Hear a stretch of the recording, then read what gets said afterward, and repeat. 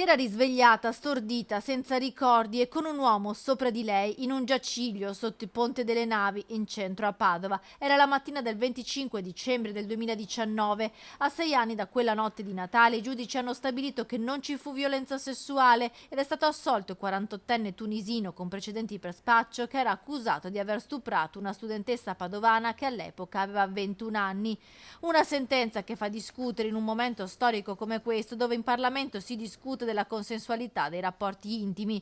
Il primo ad essere rammaricato per questa sentenza è il legale della ragazza, che esprime il suo dispiacere anche come cittadino. È pesante pensare che in un momento in cui si discute proprio quali siano i limiti di questo consenso e si sia di fronte a un'ipotesi in cui, in quel caso, la donna è palesemente non in condizione di esprimere un libero consenso perché sotto l'effetto di alcol e o di sostanze stupefacenti, a tacere di quello che può risultare, come nel caso di specie dall'analisi del capello, ebbene in un caso del genere non può essere considerato un valido consenso e questo è un elemento tranchant.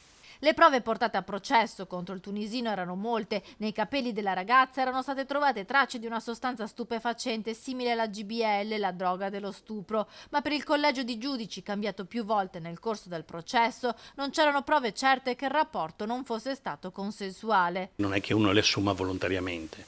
Io ho dimostrato con le investigazioni difensive rivolte al medico di base che la ragazza non assumeva quelle componenti, quelle sostanze che erano state ipotizzate, pur ipotizzate astrattamente, dal consulente tecnico del pubblico ministero, che ci potessero essere in quanto assunte anteriormente al fatto. Poi il tribunale è stato di diverso avviso. Ripeto, le sentenze, io da avvocato penalista lo so bene, devono essere rispettate.